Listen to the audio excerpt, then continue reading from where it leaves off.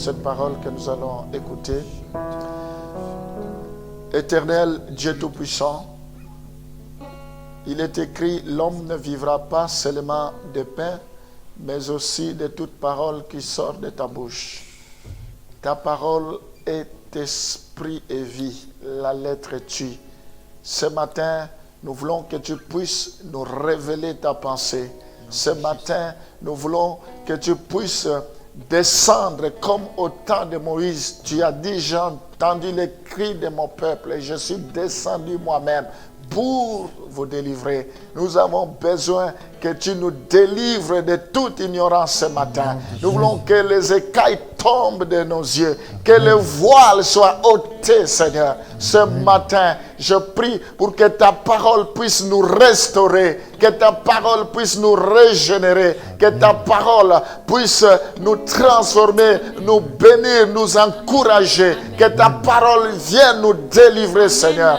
Étends ta main, bénis tous ceux qui sont connectés par réseaux sociaux à ce moment. Je prie pour que la même onction qui est en ces lieux soit également avec eux dans leur maison, partout où ils nous suivent. Oh Seigneur, ta parole c'est comme un marteau qui brise les rocs. Je te prie pour que tous ceux qui vont m'écouter, que leur cœur soit transpercé par ta parole. Ta parole c'est une puissance pour le salut de quiconque qui croit. Seigneur, manifeste-toi, remplis-moi maintenant, qu'il me soit donné dès l'instant où je vais commencer à parler, que je ne manque pas de paroles, que je m'efface, que toi tu sois glorifié, reçois l'honneur, reçois l'adoration. Voilà pourquoi nous t'acclamons, Seigneur, voilà pourquoi nous te bénissons, voilà pourquoi nous t'élevons, voilà pourquoi nous t'exaltons. Sois glorifié, sois béni à jamais. Au nom de Jésus, nous t'avons ainsi prié. Amen. Amen. Est-ce qu'on peut applaudir très fort pour la gloire du Seigneur? Amen. Avant que je vous invite de vous asseoir, nous allons lire le premier passage. Après, je vais vous demander de vous asseoir et je vais demander au chanteur, après la lecture, de reprendre place. Merci.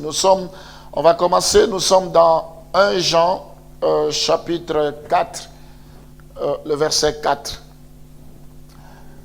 Vous, petits enfants, vous êtes de Dieu et vous les avez vaincus parce que celui qui est en vous est plus grand que celui qui est dans le monde. Amen. Amen. Est-ce qu'on peut applaudir pour cette parole? Merci beaucoup. Que Dieu vous bénisse. Vous pouvez prendre place. La Bible nous dit que l'occasion soit favorable ou pas, nous devons prêcher l'évangile. Vous savez, au temps de l'église primitive, il y avait la persécution. Ce n'est pas parce qu'il y avait la persécution que les apôtres ont arrêté de prêcher l'évangile. Ce n'est pas parce qu'il y avait la persécution que l'évangile ne se propageait plus. Bien au contraire, la persécution a fait que l'évangile puisse aller partout jusqu'à ce que nous puissions recevoir. Donc, quel que soit le climat, quelle que soit le frustration, quel que soit le Covid, nous devons prêcher la bonne nouvelle. Amen. Nous ne devons pas avoir peur parce qu'il y en a qui ont peur pour dire leur foi va se refroidir, ils vont se rétrograder. Il est hors de question. Même chez nous à la maison, nous allons prier. Quel que soit le lieu, nous devons prier. Nous devons rendre nos maisons l'habitation de Dieu. D'ailleurs, la Bible dit notre corps est le temple du Saint-Esprit. Amen. Alors ce matin, le sujet de ma prédication est intitulé « Ne pas vivre dans la crainte de Satan ». Nous devons cesser de vivre dans la crainte de Satan. Ce message, je vous avais promis, la dernière fois que j'avais prêché sur le combat spirituel, je vous avais dit que j'aimerais parler de ne pas vivre dans la crainte de Satan. Qu'est-ce qui se passe? Les chrétiens d'aujourd'hui ont perdu leur identité. Ils ne savent pas ce qu'ils sont dans le Seigneur ou ne connaissent pas leur identité. Soit ils l'ont perdu à cause du péché, soit ils ne connaissent plus leur identité. Alors nous voyons que les chrétiens d'aujourd'hui, ils ont peur de tout et de rien. Il y a même des théories, il suffit seulement de voir les cafards à la maison, on a peur, on commence à invoquer le sang de Jésus, brise cela, je détruis. Quand on voit un souris, l'esprit de souris au nom de Jésus, je te chasse. Tout ça, c'est la peur. La peur de l'obscurité. On ne peut pas dormir seul. On a peur, la peur de l'obscurité, la peur d'être envoûté, la peur d'être empoisonné, la peur d'être ensorcelé, la peur des sorciers. Nous devons cesser de vivre dans la crainte de Satan. Nous sommes des enfants de Dieu. Nous allons voir ce que la Bible nous dit. Aujourd'hui, nous avons peur de la mort. Il suffit l'épidémie. Moi je risque de mourir. On prend toutes les dispositions. Qui a dit que vous allez mourir? Nous avons peur de la maladie. Nous avons peur de ne pas réussir. Que si nous commençons quelque chose, on a peur que l'ennemi vienne nous combattre. Nous avons peur de ne pas nous marier. Nous avons peur de ne pas avoir les enfants. Nous avons peur de ne pas évoluer. Nous avons peur que nos enfants ne puissent pas émerger, que nos enfants ne puissent pas s'épanouir. Nous avons peur. Je ne sais pas dans quel domaine tu as peur. Ce matin, j'aimerais que tu puisses comprendre l'opportunité de ce message. Bref, derrière chaque chose, nous avons toujours peur. Nous voyons toujours l'ombre de la main invisible de Satan. Nous voyons toujours le diable derrière chaque chose. Même si il y a quelque chose qui arrive, nous disons toujours le premier réflexe, la première réaction, c'est de dire, c'est le diable. Alors ce matin, j'aimerais que nous puissions changer notre façon de voir. Dans le passage que nous venons de lire, la Bible dit, vous êtes de Dieu, vous êtes de petits dieux. La Bible dit, vous petits enfants, vous êtes de Dieu et vous les avez vaincus parce que celui qui est à nous est plus grand que celui qui est dans le monde. Amen. Je vais te dire que celui qui est en toi, il est plus grand que celui qui est dans le monde. Ici, on nous appelle déjà des vainqueurs avant même que nous ayons livré le combat. Nous sommes des petits dieux. Celui qui est à nous, c'est Jésus-Christ. Il est plus fort que celui qui est sur la terre. Nous devons savoir que quoi qu'il arrive, nous ne devons pas avoir peur parce que nous avons quelqu'un qui est à nous, qui a dit sur la croix, tout est accompli. Pourquoi nous devons avoir peur aujourd'hui? Peuple de Dieu, nous ne devons pas avoir peur de qui que ce soit. Nous ne devons pas avoir peur des circonstances. Parce que notre Dieu, il est le maître de temps et de circonstances. La Bible dit, tout concourt au bien de ceux qui aiment Dieu. Alors ce matin, j'aimerais voir avec vous comment faire pour ne pas vivre dans la crainte de Satan. Nous avons toujours peur. Un moindre accident, nous avons peur. Il faut que nous cessons de bannir la peur. Il faut que nous cessons de continuer à vivre dans la crainte éternelle. Le diable, il joue avec nous. Il a envahi notre esprit par la crainte, par la peur. La peur de Satan, la peur de quand dira-t-on, la peur de mourir, je ne sais pas, la peur de quoi. Alors la première chose que nous devons savoir, allons dans Colossiens chapitre 1, le verset 13. Je pense que je vais continuer avec, aujourd'hui c'est la première partie, le dimanche prochain je vais continuer avec la deuxième partie de cet enseignement. Colossiens chapitre 1, qui nous a délivrés de la puissance des ténèbres et nous a transportés dans le royaume du Fils de son amour. Amen. Alors ici, la première chose, nous devons avoir la prise de conscience que nous sommes en Jésus-Christ, que nous sommes en Christ. Oui, si tu n'as pas Christ, tu es exposé. Oui, si tu n'as pas Christ, tu seras une proie du diable. Oui, si tu n'as pas Christ, le diable peut t'atteindre. Il peut faire de toi ce qu'il voudra. Parce que tu n'es pas en sécurité. Parce que tu es vulnérable. Parce que tu n'as aucune protection. Mais ici, nous sommes dans le Seigneur. Nous sommes en Christ. Notre vie est cachée en Jésus dans les lieux célestes. Dans ce passage, la Bible dit, par l'œuvre de Christ, le Père a délivré les croyants de la puissance des ténèbres. Amen. Tu dois savoir que tu es délivré de la puissance des ténèbres. Les ténèbres ne peuvent plus avoir le pouvoir sur toi. La Bible dit les ténèbres ne régneront pas toujours.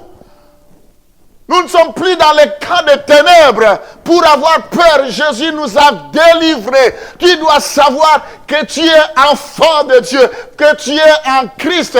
Le diable a peur de ceux qui sont en Christ. Le diable a peur de ceux qui ont donné leur vie en Jésus-Christ. Ils sont des intouchables. Parce que celui qui les touche, c'est comme quelqu'un qui met son doigt dans les prunelles des yeux de Dieu. Et Dieu ne permettra jamais. Pourquoi je vais avoir peur alors? Parce que ma vie est cachée en Jésus-Christ. Si je vis, ce n'est plus moi qui vis, c'est Christ qui vit en moi. Quand le diable me regarde, il voit Christ en moi. Il voit l'homme de Galilée en moi. Il voit Yoshua HaMashiach en moi. Il voit le lion des tribus de Juda en moi. Amen. Amen.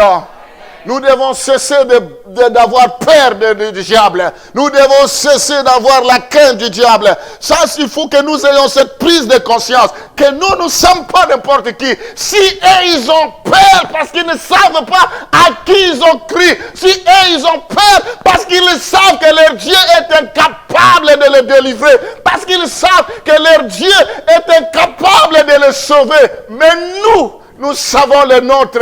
Même si on nous met dans la fosse au lion, il nous sauvera. Même si nous traversons l'ombre de la vallée de la mort, il va nous tirer de là. Pourquoi je dois avoir peur? Nos vies sont cachées en Jésus-Christ. Ça, c'est la première chose. Nous avons été délivrés du royaume des ténèbres. Le royaume des ténèbres n'a plus le pouvoir pour nous, sur nous. Quand on parle du royaume des ténèbres, mettez dans ce sac, dans ce contexte, mettez dans ce bloc-là les sorciers, le marabout, tous les envoûtements, le mauvais sort, toutes les paroles qu'on peut prononcer contre vous. Cela sera nul et sans effet. La Bible dit, nul ne tiendra devant toi tant que tu vivras. Ce matin, j'aimerais encourager une personne qui me suit sur les réseaux sociaux ou qui me suit quel que soit le lieu. Arrête de continuer à avoir peur du diable. La Bible dit, ce que je crains, c'est ce qui m'arrive. Ce que je redoute, c'est ce qui m'atteint. Si tu continues à avoir peur, tu crains quelque chose, c'est ça qui t'arrivera. Si tu as peur de mourir, tu vas mourir. Nous sommes en Christ. C'est la volonté de Dieu qui s'accomplira. La Bible dit à tous ceux qui l'ont reçu, à tous ceux qui croient en son nom, il leur a donné le pouvoir de devenir enfants de Dieu, lesquels ne sont pas nés selon la volonté de l'homme, ni selon la chair, mais selon la volonté de Dieu. Il n'y a que la volonté de Dieu qui doit s'accomplir. Les malédictions, les liens de famille, toutes ces choses, ça ne nous regarde plus. Romains chapitre 8, le verset 1er. Il n'y a donc maintenant aucune condamnation pour ceux qui sont en Jésus-Christ. J'insiste, la Bible dit ce ne sont pas ceux qui disent Seigneur, Seigneur, qui vont entrer dans le royaume des cieux, mais ce sont ceux qui mettent en pratique la parole de Dieu. Maintenant, la Bible dit il n'y a point de condamnation. Maintenant, donc, il n'y a aucune condamnation plutôt pour ceux qui sont en Jésus-Christ. Il faut être réellement Jésus-Christ. C'est ça le problème. Ce n'est pas parce que nous venons prier que nous sommes réellement en Jésus-Christ. Ce n'est pas parce que nous disons que nous sommes enfants de Dieu que nous sommes réellement en Jésus-Christ. Parce qu'on peut être dans le Seigneur plutôt, entre guillemets, on peut prier, mais on ne vit pas la parole de Dieu. On marche un pied dedans, un pied dehors. Alors comment l'ennemi ne peut pas nous atteindre? Nous devons nous examiner si réellement nous sommes en Christ. Quand je dis en Christ, c'est celui qui a reçu Jésus-Christ dans sa vie comme Seigneur et Sauveur personnel. Et celui qui vit la parole de Dieu. Celui qui met la parole de Dieu en pratique. Ce sont ceux-là que Dieu protège. Ce sont ceux-là où la Bible dit il n'y a aucune condamnation. Aucun sorcier ne peut t'ensorceler. Aucune personne ne peut te maudire. Parce que la malédiction sans cause sera sans effet. Ça va se détourner contre cette personne-là.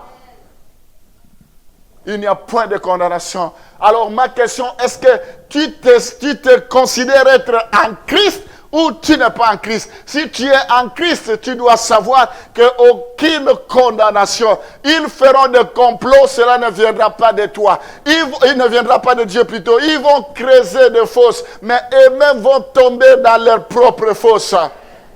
Tu marcheras toujours la tête haute, tu seras la tête et non la queue. La Bible dit, vous verrez désormais la différence entre ceux qui me servent et ceux qui ne me servent pas. Alléluia. Amen. Oui, l'Église a peur. Les enfants de Dieu ont continuellement peur de Satan. Continuellement. Mais ça va cesser jusqu'à quand ça va continuer? Nous devons vivre tranquillement parce que Jésus-Christ a tout accompli sur la croix. Et nous aurons l'occasion de le découvrir ce matin. On va dans Romains chapitre 8 pour entrer dans le vif de notre sujet. Romains chapitre 8, le verset 31 à 34. Suivez-moi bien. Que dirons-nous donc à l'égard de ces choses? Si Dieu est pour nous, qui sera contre nous? Alléluia. Si Dieu est pour toi, tu penses qu'un sorcier peut être contre toi? Si Dieu est pour toi, tu penses qu'un marabout peut être contre toi? Si Dieu est pour toi, tu penses qu'il y a quelqu'un qui peut limiter tes bénédictions? Tu penses qu'il y a quelqu'un qui peut t'envoûter? Si Dieu est pour nous, si Dieu est pour nous, pourquoi nous devons limiter notre vie? Il n'y a personne qui peut mettre terme à notre vie. Il n'y a personne qui peut mettre un point final à notre vie. Il n'y a personne qui peut nous détruire. Si Dieu est pour nous, Joël, on va tout doucement, je suis au premier verset, on va progressivement. Que dirons-nous donc à l'égard de ces choses? Si Dieu est pour nous, qui sera contre nous? Qui est celui-là qui veut te détruire alors que toi tu es pour Dieu est avec toi? Soit Dieu est avec toi, soit Dieu n'est pas avec toi. Satan ne peut rien nous faire aussi longtemps que Dieu est de notre côté. Les enfants d'Israël, devant la mer Rouge, ils étaient paniqués, envahis par la peur. Moïse, tu nous as menti. Qu'est-ce que tu as fait de nous, Moïse? On aurait pu souhaiter rester en Égypte malgré qu'on était des esclaves, on était bien traités, on allait bien nous enterrer parce qu'ils avaient peur. Ils ont vu Pharaon avec toute l'armée en train de le suivre derrière. Mais la Bible dit, Dieu dit à Moïse, pourquoi ces cris demandent à mon peuple de marcher, qu'il garde silence? Les ennemis que vous voyez aujourd'hui, vous ne les verrez plus jamais. Tout simplement parce que Dieu était avec eux. Tout simplement parce que Dieu était de leur côté. Si Dieu approuve la voix de quelqu'un, il disposera même favorable à son égard ses ennemis. Oh mes bien-aimés, notre crainte ne peut pas se justifier. Notre peur de Satan ne se justifie pas. Ça ne tient pas la route. C'est une hypothèse qu'on peut balayer cela. Parce que nous avons Dieu. Parce que Dieu est avec nous. Dieu est avec toi. Il ne va jamais t'abandonner. Il a dit, je ne te délaisserai point. Je ne t'abandonnerai point. Je serai avec toi jusqu'à la fin du monde. Parce qu'il est avec toi. Vous savez, même il y a un verset qui dit, Dieu est capable de donner à rançon des personnes à cause de nous. Parce que nous sommes précieux devant lui. Parce que nous avons du prix. Jésus-Christ est venu mourir pour nous. On va continuer. Lui qui n'a point épargné son propre fils, mais qui l'a livré pour nous tous, comment ne nous donnera-t-il pas aussi toutes choses avec lui? Mais le verset suivant, c'est ça qui m'intéresse. Qui accusera les élus de Dieu? C'est Dieu qui justifie. Le diable, nous disons que c'est un accusateur. Il nous accuse, je vous ai démontré la fois dernière. Le diable nous accuse. Devant Dieu, le diable nous accuse Dieu auprès de nous. Il accuse nos frères entre nous. Il vient et t'accuse auprès de l'autre, ainsi de suite, pour semer la zizanie, la cacophonie. La Bible dit, qui accusera, mais c'est lui. Quels que soient les autels qui peuvent monter contre toi, quels que soient les autels qui peuvent ériger contre toi, quelles que soient les incantations qui peuvent faire sur ton nom dans des loges, ou je ne sais pas d'où, quelle que soit l'accusation, Dieu te justifiera. Parce qu'il est notre avocat. C'est lui qui nous justifie. C'est lui qui plaide à notre place. Qui nous accusera? Qui t'accuse jour et nuit? Quelles que soient les accusations, sans effet. Amen. Notre avocat n'a encore rien dit. L'homme de Galilée, il est celui qui se lèvera le dernier. Alléluia. Qui accusera les élus de Dieu? Satan ne va jamais gagner. Laisse-moi te dire, quand on va devant le tribunal de Dieu, le diable vient nous accuser, met déjà en tête qu'il ne gagnera pas. Le diable ne gagnera pas le procès. Partout il peut nous emmener, partout il peut nous entraîner, il ne gagnera pas le procès. Parce que Dieu nous justifie. Devant le tribunal de Dieu, Dieu nous justifie. Devant le tribunal des hommes, Dieu nous justifie. Devant le tribunal des diables, Dieu nous justifie. Devant le tribunal des sorciers, Dieu nous justifie. Devant le tribunal des gens de mauvaise vie, Dieu nous justifie. Devant le tribunal de ceux qui veulent nous créer du mal, Dieu va les confondre. Il y aura la confusion dans leur cas. C'est lui qui nous justifie. C'est lui qui nous justifie. La Bible continue, le verset suivant. Qui les condamnera? Alléluia. Christ est mort bien plus. Il est ressuscité. Il est à la droite de Dieu. Et il intercède pour nous. Alléluia. Qui condamnera ces élus? Ce matin, j'aimerais te dire que Satan ne peut pas nous condamner. C'est faux. Il ne peut pas condamner ceux qui sont en Christ. Pourquoi? Parce que Christ est mort pour eux. Non seulement il est mort pour ses enfants, il est aussi ressuscité pour eux. La Bible dit il est à la droite du Père et il intercède jour et nuit pour nous. Et par où il va commencer pour nous accuser, pour nous condamner? Par où? Le diable se sert de notre ignorance pour nous faire croire qu'il a le droit légal sur nous, pour nous faire croire qu'il peut nous intimider. C'est faux, il ne faut même pas lui prêter l'oreille. D'ailleurs, la Bible dit c'est un menteur. Tout ce qu'il dit, c'est du mensonge. La vérité, c'est ce que la Bible dit. Nous devons faire taire au diable. Nous devons lui faire taire. Il doit cesser d'arrêter son scénario. Ésaïe chapitre 51, le verset 12 à 14. C'est moi qui vous console. Qui es-tu pour avoir peur de l'homme mortel? Oh, le diable, il a été créé, c'est une créature. Mais Dieu, c'est le créateur. La Bible dit, qui es-tu pour avoir peur de l'homme mortel? Il ne faut pas avoir peur de l'homme mortel. Il ne faut pas avoir peur de Satan. et du Fils de l'homme, pareil à l'herbe. Dieu même s'étonne que le Fils de l'homme, c'est comme de l'herbe. Vous voyez l'herbe quand ça pousse, le matin, ça va donner des éclats, il y a des fleurs, et puis le soir, ça va faner, ça n'a plus de valeur. Et tu oublierais l'Éternel qui t'a fait, qui a étendu le ciel et fondé la terre. Et tu trembles incessamment tous les jours. Oh, devant la colère de l'oppresseur, parce qu'il cherche à détruire. Où est donc la colère de l'oppresseur? Dieu s'étonne. Dieu s'étonne que nous... Remets ce verset-là. Remets ce verset-là. Nous oublions Dieu l'Éternel et tu oublierais l'Éternel qui t'a fait, qui a étendu le ciel et fondé la terre. Le diable n'a jamais créé quoi que ce soit. Ce Dieu qui a créé le ciel et la terre, le diable veut même s'accaparer, c'est un usurpateur. Il a dit à Jésus que si tu tombes, moi je vais te donner tous ces royaumes. Alors que ce n'est même pas lui qui l'a créé, c'est un usurpateur. C'était un opportuniste, le diable. Ce matin, je suis fâché contre Satan.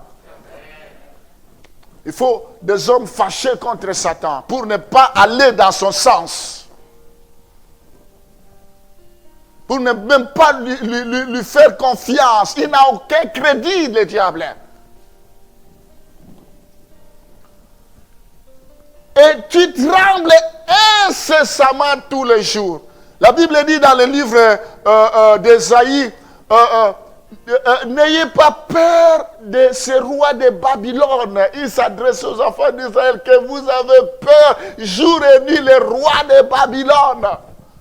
Le diable, ici quand je parle du diable, il ne faut pas forcément voir, on a déjà eu l'occasion de parler, il ne faut pas forcément voir que c'est une personne en face de toi. Non, le diable peut se personnifier, prendre la forme de la maladie. Il peut prendre la forme d'une situation, d'une circonstance qui te terrorise incessamment, jour et nuit, qui te fait trembler. Quand je parle du diable, il ne faut pas voir que c'est une personne en face. Non, le diable, il se déguise en l'ange de lumière.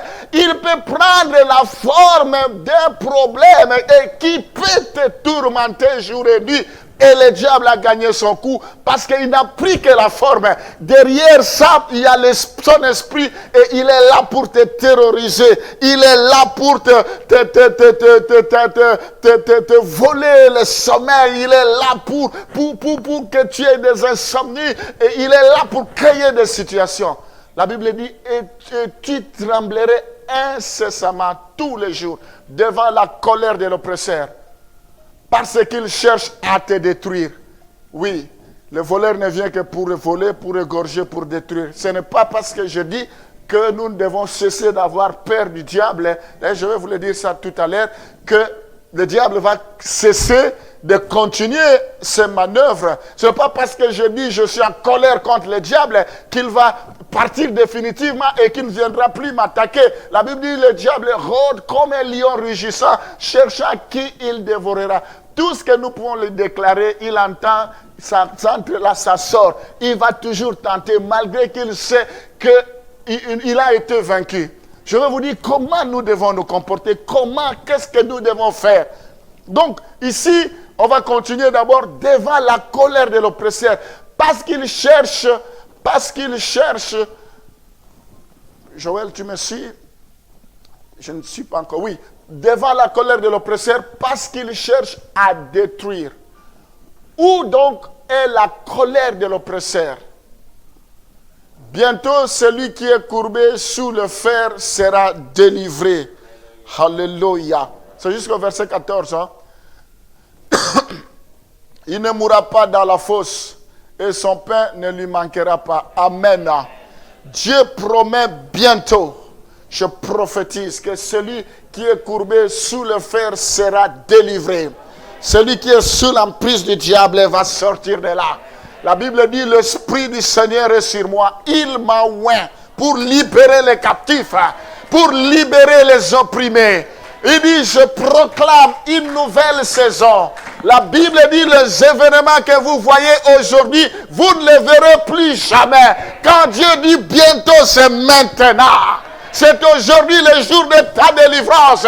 Ma prière, que Dieu te délivre de la crainte de Satan. Que Dieu te délivre ce matin de toutes les stratégies de l'ennemi. Qu'il te délivre parce que tu es libre. Nous avons été appelés à la liberté. Ce n'est plus l'esprit de servitude. Bientôt, il ne mourra pas dans la fosse. Tous ceux que le diable a mis dans la fosse, ils vont sortir. Comme Jésus-Christ est mort, il est ressuscité. Tout ce qui était mort dans ta vie ressusciteront au nom de Jésus. À cause de cette parole que tu écoutes, je déclare que la vie reprenne dans ta vie. Au nom de Jésus, que la maladie quitte ton corps, que la maladie meure. Je maudis la maladie dans ton corps, quelle que soit la maladie, quels que soient les diagnostics, je change cela au nom de Jésus. Et son pain ne lui manquera pas. L'Éternel est mon berger, je ne manquerai de rien. Tu ne manqueras de rien. Il y a un matin, il y a un soir. Si le soir, Dieu ne te visite pas, il te visitera le matin. Si le matin ne te visite pas, il te visitera le soir. Alléluia. Gloire au Seigneur. Donc, la première chose, comment faire pour ne pas vivre dans la crainte de Satan? Prise de conscience que nous sommes en Christ. C'est ça la première chose. Je suis en Christ. En fait, pourquoi je tremble? Parce que je suis en Christ. En fait, je ne sais pas comment je peux justifier ma crainte alors que je suis en Christ. Quelqu'un qui est en Christ, comment un sorcier peut le bouffer? Je ne sais pas comment ça va commencer. Mais s'il te bouffe, c'est-à-dire ta foi n'a plus de sens. C'est-à-dire tout ce que Jésus a fait sur la croix n'a plus de sens. Je suis en Christ, aucune condamnation. Je suis en Christ, je crois et j'ai confiance à celui que je sers. Ne t'ai-je pas dit, si tu crois, tu verras la gloire de Dieu.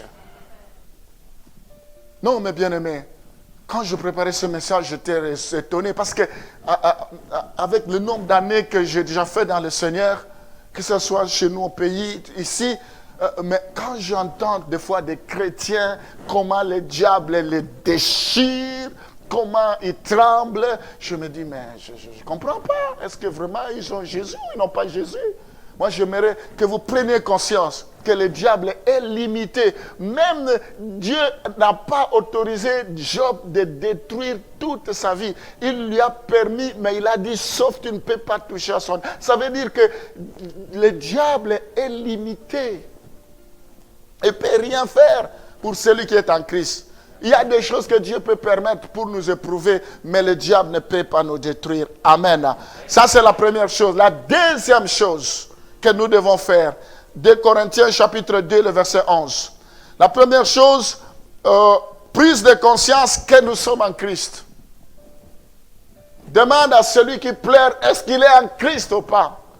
Demande à toi qui te tourmente, est-ce que tu es réellement en Christ ou pas? Pose-toi la question. La deuxième chose,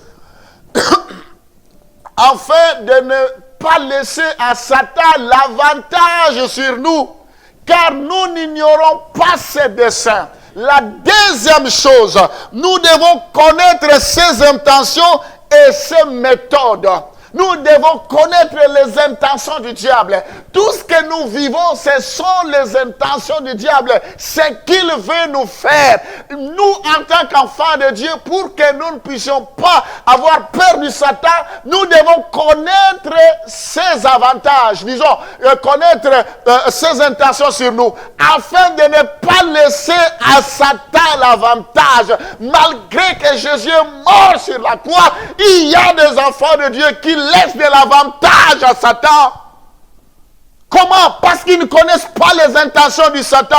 Parce qu'ils ne savent pas que le diable, tout ce que nous vivons, c'est les stratégies de l'ennemi. Il cherche à nous éloigner de Dieu. Il cherche à nous décourager. Il cherche à nous tuer à bout portant. Il cherche à ce que nous puissions nous rétrograder. Nous devons connaître ses intentions et ses méthodes.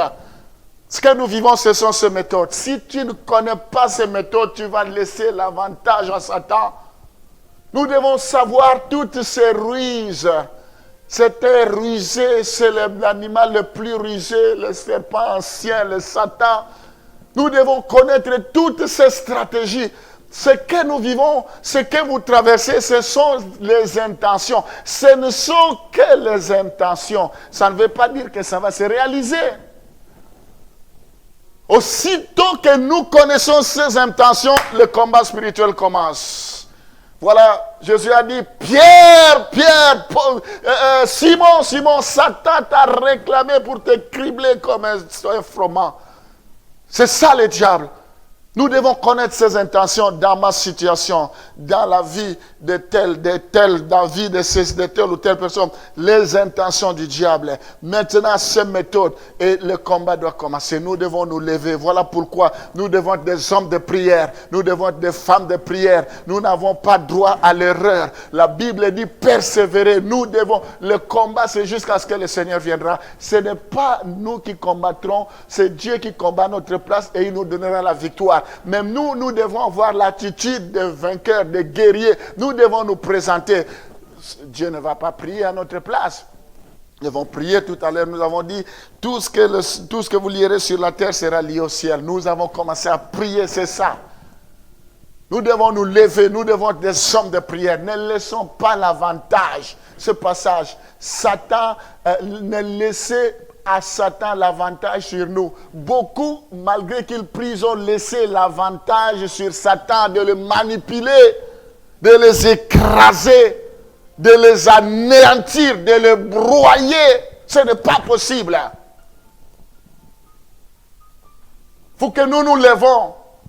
C'est nous qui devons faire peur au diable. Ce n'est pas le diable qui doit faire peur à nous. Comme je le disais tout au début, quand il y avait le confinement, il y a des églises, s'il n'y a pas, on ne chasse pas les démons, c'est comme si on n'a pas prié. Ah, on va chasser les démons. Mais maintenant, les églises ne prient plus, ils sont à la maison. Mais pourquoi le diable que vous chassez ne vous a pas bouffé? Si on ne vient pas chasser les démons, si Dieu permet qu'on chasse, on va chasser. Mais partout, on les menace. Il y a quelqu'un qui me faisait rire. Il dit, le pauvre diable, partout on le chasse, il n'a même plus où aller se réfugier. Partout il va, on le chasse, il ne sait même plus où se réfugier. Donc, mes bien-aimés, il faut que nous ne puissions pas donner l'avantage. On peut donner l'avantage à Satan quand nous vivons dans le péché. En fait, quand nous ouvrons les portes, ici, c'est par rapport aux portes. Vous savez, il y a des péchés, il y a des interdits. Excusez-moi, il y a des interdits, des choses que nous ne devons pas toucher. Il y a des interdits. Quand vous touchez à cela, vous donnez l'avantage. Le diable ne peut pas avoir de l'avantage sur nous s'il ne trouve pas les œuvres de la chair. C'est les œuvres de la chair, la colère, la convoitise, l'orgueil de vie, la convoitise des yeux, l'impudicité, le mensonge, l'adultère, tout ça, c'est ça qui lui donne de l'avantage sur nous. Et s'il trouve ces choses, il tape. S'il trouve ces choses, nous devenons redevables. Donc ne donnons pas l'avantage sur le diable. Nous devons connaître ses intentions et connaître ses méthodes. Alors ça, c'est la deuxième chose. La troisième chose, Ephésiens chapitre 4, le verset 27. Donc aujourd'hui, c'est la première partie. Je vais continuer le dimanche prochain avec la deuxième partie. Ephésiens chapitre 4, le verset 27. Et ne donnez pas l'accès au diable. Si nous ne voulons pas avoir peur du diable, ne lui donnez pas l'accès. Ici, je veux que nous puissions être vigilants. Il faut être vigilant. Il ne dort pas jour et nuit. Nous devons être vigilants. Nous devons... la Bible dit, vous avez bien commencé en esprit. Pourquoi vous terminez dans la chair? Dieu dit, ce que j'ai contre vous, vous avez abandonné votre premier amour. Il y a des chrétiens en Afrique, ils étaient enflammés, mais ils arrivent ici, c'est fini. Il y a même quelqu'un qui me fait rire toujours. Il dit, l'Europe, c'est le pays qui tue les hommes de Dieu. Combien étaient des hommes de Dieu en Afrique, en arrivant ici, c'est fini. Oh non, il y en a qui tiennent des discours. Ici, on ne prie pas bien. En Afrique, qui a dit qu'ici, on ne prie pas? Oh, ici, nous jeûnons, nous prions, nous faisons tout. Qui a dit que Dieu se met en Afrique? Ce sont les distractions du diable. Nous devons rendre cet endroit habitable. Partout où nous serons. La Bible dit, rien ne peut me séparer de l'amour de Dieu. Il y en a, l'Europe les a séparés de l'amour de Dieu. Mais c'est donner l'accès au diable. Alors nous voyons que nous devons être vigilants. Mais il y a un verset qui dit ça mieux. Jacques chapitre 4, le verset 7. Nous devons être vigilants. Soumettez-vous donc à Dieu, résistez au diable et il fuira loin de vous. Nous devons nous soumettre à Dieu. Nous devons mener une vie de consécration, une vie de sanctification, une vie de renoncement. Et nous devons résister au diable. Quand la Bible dit résister au diable, ce n'est pas à Dieu de résister au diable. Il a été déjà vaincu. Nous avons vu, il y a dans le message des enseignements précédents, la Bible dit, réjouissez-vous, malheur à la terre, parce que le diable est descendu avec une grande colère, sachant qu'il a peu de temps. Il est animé par une grande colère. Ne donnons pas l'accès au diable. La prospérité, c'est bien. Mais la prospérité sans Dieu, ça ne sert à rien. Beaucoup de gens entrent dans des loges, cherchent à s'enrichir frauduleusement, cherchent à s'enrichir. Mais tout est vanité de vanité. Nous ne devons pas donner l'accès au diable. Nous devons nous soumettre. C'est la bénédiction de l'Éternel qui enrichit. Nous devons associer à Dieu nos finances, nos biens. Il faut que Dieu prenne son compte, trouve son compte plutôt dans nos finances. Si nous ne servons pas Dieu avec nos finances, nous allons servir qui? Si Dieu nous bénit, c'est pour que nous puissions le bénir, c'est pour que son œuvre puisse aller de l'avant. Si nous voulons que Dieu soit le garant de nos finances, il y a quelqu'un qui a refusé de suivre Jésus-Christ à cause de la richesse. Il dit, dès ma jeunesse, je respecte tout. Il a posé la question à Jésus, que doit faire pour entrer dans le royaume de Dieu? Jésus dit, vous devez respecter tous les commandements. Il dit, je le fais depuis ma jeunesse. Je dis, il dit, il te manque une chose.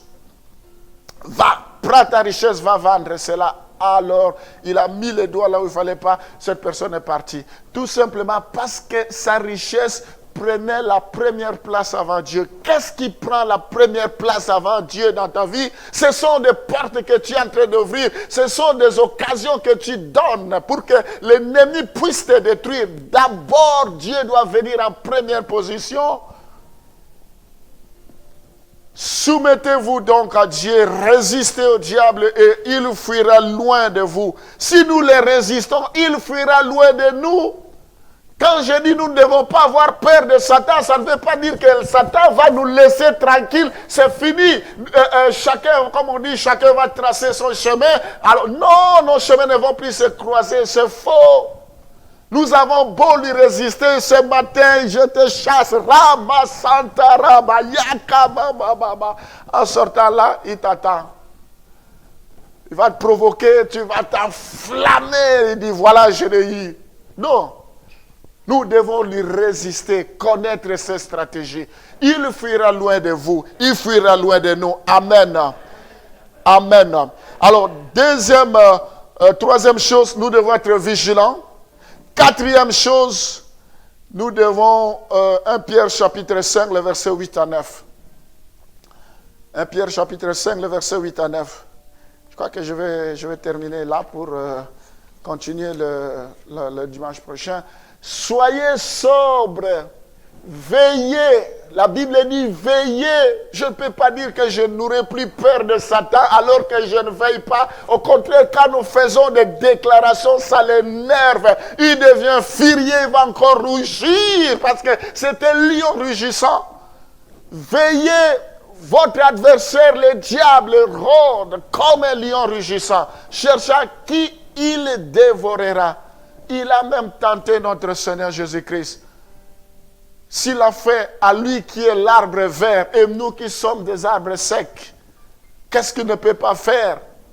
Si on a appelé Jésus Belzéboul, et on nous appellera Belzéboul, ce n'est pas parce qu'on a appelé Jésus Belzéboul qu'il était réellement Belzéboul. Ce n'est pas parce qu'on t'appelle sorcier que tu es réellement sorcier. Il faut encore le prouver. La Bible dit nous devons éprouver tous les esprits. Nous ne devons pas faire foi à tous les esprits, que personne ne t'intimide, que personne ne te réduise à néant, que personne ne puisse voler ce que Dieu a mis à toi.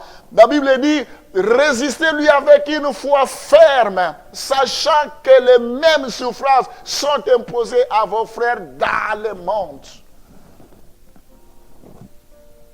Si on vous relate comment les apôtres sont morts, comment ils ont mené leur vie.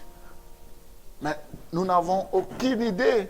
Les mêmes souffrances, le diable va le faire pour nous et les mêmes souffrances, il va le faire pour nos enfants, ainsi de suite. Mais nous devons lui résister avec une foi ferme, une foi inébranlable. Nous devons rester constants dans nos déclarations. Il ne faut pas aujourd'hui nous disons non, demain nous disons oui, après-demain nous revenons. Non, nous ne devons pas tergiverser, nous devons être cohérents. C'est comme ça que nous verrons la gloire de Dieu. C'est comme ça que nous verrons notre élévation arriver. C'est comme ça que nous verrons notre percée. C'est comme ça que tout ce que Dieu a déclaré sur nous se réalisera. Amen. La Bible dit, celui qui regarde la tempête ne moissonnera point. Celui qui regarde le vent ne sèmera point. Ça veut dire la tempête et le vent, la récolte marchent ensemble. La bénédiction et les échecs, les attaques marchent ensemble. Ne regarde pas seulement les échecs, mais regarde aussi la bénédiction qu'il y a. Nous devons savoir, quoi qu'il arrive, Dieu nous est favorable. Quoi qu'il arrive, Dieu est avec nous. Quoi qu'il arrive, la faveur de Dieu est sur nous. Quoi qu'il arrive, nous verrons la gloire de Dieu. Quoi qu'il arrive, nous irons toujours de l'avant. Parce que nous avons un très bon entraîneur. Parce que tout le ciel est avec nous. Nous devons marcher la tête haute. Voilà, nous devons nous saisir, mais nous ressaisir. Il faut que nous puissions avoir de l'audace. Nous devons nous taper la poitrine, que Dieu nous donnera la victoire. Je prophétise que dans ta situation, tu auras la victoire. Je prophétise qu'est-ce qu'il arrive, quoi qu'il arrive, le diable sera déçu. Parce que sur la croix, il a été dépouillé. Je vous ai dit que c'était un militaire gradé, mais on a enlevé les galons. Vous savez, chez nous, on appelle ça le likiri. C'est-à-dire, quand quelqu'un a été militaire, on lui a enlevé la tenue, donc il devient comme un civil. On l'appelle likiri, c'est-à-dire, il n'a plus de valeur. Et le diable, vous savez qu'il a été destitué. Il faut que notre foi soit en action. La foi, ce n'est pas seulement des déclarations, mais c'est un comportement. Il faut que ce que je dis et que mon comportement aussi puisse suivre. Nous ne pouvons pas dire une chose, mais notre comportement est tout à fait différent. Il faut que ça soit cohérent. Alors ce matin, j'aimerais m'arrêter là. C'est la première partie. Nous allons continuer le dimanche prochain la deuxième partie. Mais j'aimerais te dire que nous devons ensemble cesser de continuer à avoir peur du diable. Le diable, vous savez, quand quelqu'un a été mordu par le serpent, même s'il voit un arbre ou il voit quelque chose, il a peur, il croit que c'est encore le serpent. Alors que le diable, c'est comme un serpent qui sont... Vous savez, dans des laboratoires, il y a des serpents où on a enlevé le venin, ils ne peuvent plus mordre. Mais quand le serpent, il ne peut plus mordre, tous les dents, le venin ont été enlevés. C'est comme ça que le diable, c'est une caracasse, mais il a été dépouillé, je ne sais pas, il a été frappé dans tous les sens. Donc, il nous fait peur, il ne peut plus rien faire. Amen. Je ne vais pas trop vous parler de Satan. Je ne vais pas élever Satan ce matin. Mais j'aimerais vous parler de Jésus-Christ. Celui qui a le pouvoir. Nous devons croire en la présence des anges. Nous devons croire que Dieu est capable d'arrêter la tempête, d'arrêter le vent. Il est capable. Nous avons le pouvoir. Comme Josué, il a dit, soleil, arrête-toi sur la montagne de Gabaon. Tu peux arrêter le soleil. Tu peux arrêter des situations dans ta vie. Cessons de pleurer. Nous avons Dieu avec nous. Quand nous pleurons, nous déclarons Dieu incapable dans notre vie. Je suis d'accord que le diable nous tentera. Je suis d'accord que les problèmes viendront. Je suis d'accord que Dieu, le diable nous attaquera. Mais ce qui m'intéresse, c'est notre attitude. Est-ce que nous cédons? Est-ce que nous allons dans le sens de l'ennemi? Ou bien nous restons fermes jusqu'à ce que nous verrons ce que Dieu va faire. Une chose est vraie, la victoire est de notre côté. Amen. Vous allez vous lever et nous allons prier. J'aimerais prier pour tous ceux qui nous suivent maintenant. Avant de faire la prière, j'aimerais exhorter tout le peuple de Dieu qui nous suivent. Nous devons nous mobiliser. Les temps sont durs. Il faut que nous puissions persévérer. Il faut que nous ne puissions pas céder à la panique. J'aimerais vous encourager que malgré que Dieu nous a fait grâce de pouvoir acheter ce lieu, mais nous remboursons les crédits. Donc comme on ne se réunit pas, il faut que nous soyons fidèles à nos dîmes. Libéralité, tout est mis en place comme lors du premier confinement. Les gens payaient. Donc nous avons le terminal, le terminal. Donc vous pouvez payer avec la carte bleue. On ne la laisse pas ici, ça se déplace, ça se trouve chez moi. Vous appelez, on descend, vous payez. Ou vous pouvez contacter les anciens, notamment l'ancien Hassan, qui fait un travail remarquable, l'ancien Lambert. Ils vont se déplacer pour récupérer. Donc, il ne faut pas que nous puissions croire que parce que l'Église ne prie plus et que nos créanciers, disons, la banque, tous ceux que nous devons de l'argent vont nous laisser tranquilles. Ils vont continuer à nous demander de l'argent. Donc, soyons conscients, nous sommes des responsables. Ce n'est pas parce que nous avons des problèmes chez nous que nous n'allons pas payer le loyer de chez nous. Si nous arrivons à payer le loyer chez nous, il faut que nous payions aussi le loyer pour la maison de Dieu. Donc nous devons mettre en tête que financièrement, rien n'a changé. Les charges seront toujours là. L'électricité va venir, même si on ne se réunit pas. À la fin du mois, on va prélever. Donc il faut que nous puissions vraiment, de ce côté-là, mettre la main dans la pâte.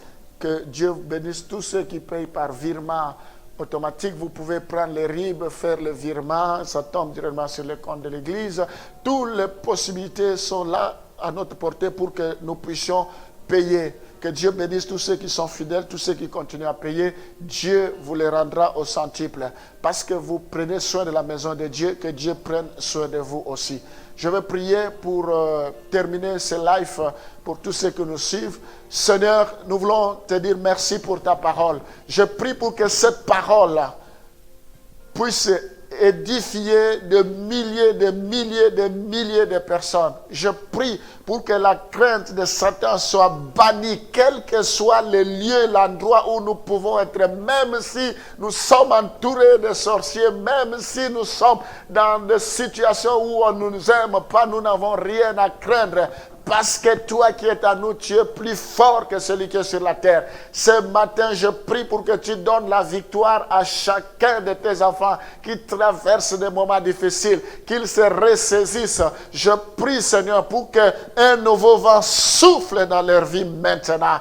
Que ce soit une nouvelle saison, un nouveau départ, dans le nom de Jésus, je prie, Seigneur, pour que tu donnes la paix à tes enfants, que tu leur donnes l'assurance. Ta parole dit, c'est dans la tranquillité et la paix que viendra votre secours. Je le bénis maintenant. Je déclare que cette semaine est bénie. J'interdis à Covid de frapper dans vos familles. Je interdis à la mort de frapper au devant de votre porte. Au nom de Jésus, vous ne mourrez pas. Vous proclamerez les œuvres de l'Éternel. Au nom de Jésus, je couvre tous les enfants de Dieu par le sang de Jésus. Qu'ils soient invisibles, qu'ils soient protégés, que nos ennemis soient en déroute maintenant.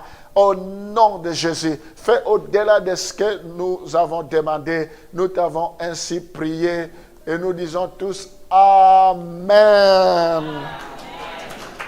Que Dieu vous bénisse. Merci.